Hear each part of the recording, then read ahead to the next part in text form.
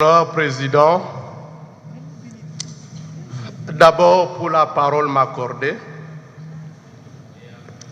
Ensuite, je vous remercie, honorable Président, d'avoir fait un effort pour ne pas faire aligner notre institution sur la liste de ceux qui ont fait des dépassements budgétaires. Tout Seigneur, tout honneur. Honorable Président, je voudrais joindre ma voix à celle des collègues qui m'ont précédé pour apprécier la qualité de la clarté de l'exposé de Madame la vice-ministre. Je note que même le président lui-même l'a félicité. Je m'en voudrais de ne pas le faire. Néanmoins, lorsque je rentre dans le texte, lorsque j'ai lu le rapport de la Cour des comptes,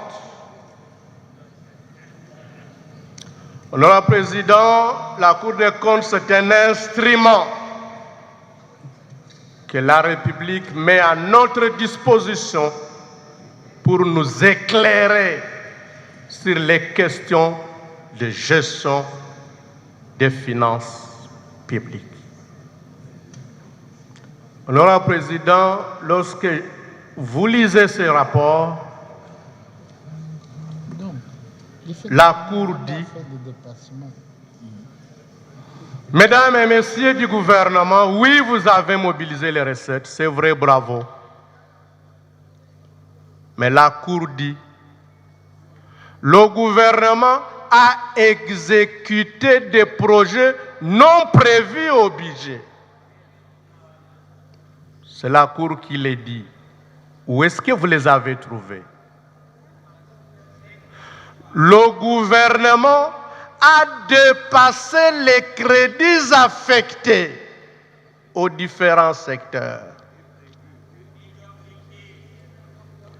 S'agissant de la dette extérieure et même intérieure, honorable Président, la Cour nous dit qu'en certains endroits, le gouvernement a payé plus que nous devons.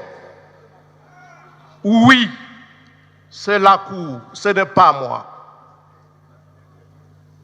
Et même en termes d'intérêt, vous lisez le procès verbal de l'audience contradictoire, la Cour note que notre gouvernement paye des intérêts au-delà de ce qui était prévu.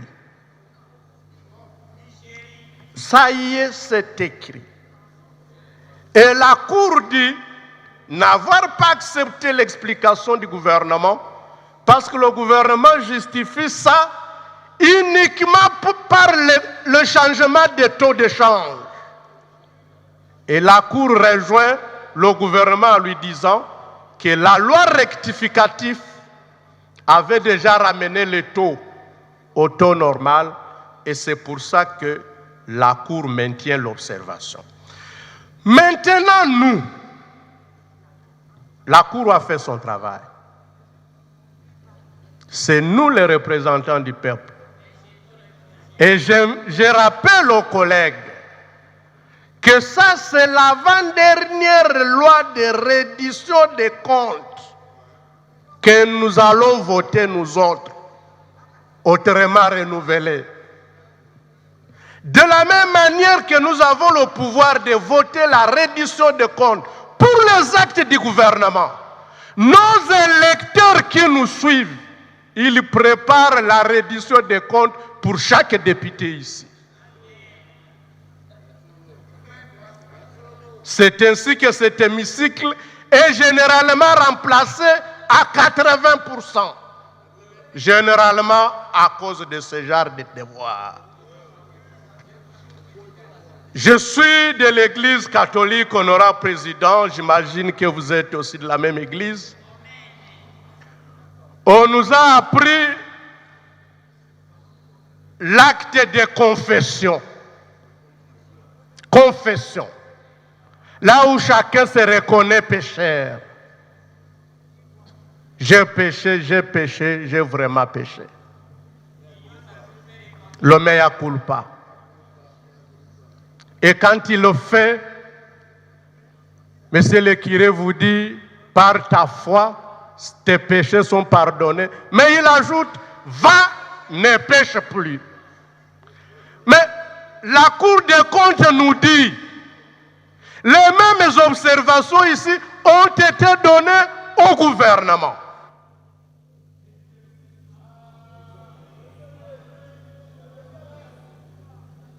Vous avez encore une minute, collègue. Allez-y. Honorable Président, nous avons dit, va, ne pêche plus.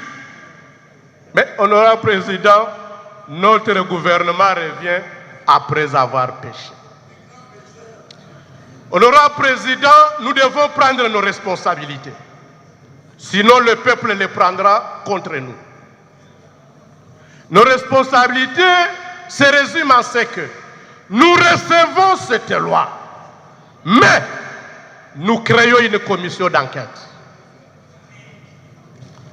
Honorable Président, il est dit que dans ma circonscription électorale de Bukavu, plus de 18 milliards de francs congolais ont été envoyés là-bas. Aucun projet sur terrain que vous pouvez voir. Nous devons donc arriver, comme les autres collègues l'ont constaté. Nous devons prendre ces documents. La commission descend à chaque endroit où on a dit qu'on a envoyé l'argent. On constate que c'est arrivé ou pas. On tire les conséquences. On vérifie partout où les affectations fantaisistes ont été annoncées. On tire les conséquences. Sinon, Honorable Président, si on publie ces documents, que chaque Congolais les lise, à partir de demain, il y aura des marches partout. Et si on apprend que nous l'avons reçu sans aucune conséquence derrière, on nous prendra pour complices. C'est nous qui ne reviendrions plus, mais eux, parce que leurs comptes sont garnis, rentreront toujours. Je dis, je vous remercie, Honorable Président. Nous insistons pour une commission d'enquête parlementaire. Merci, collègue Maïcha.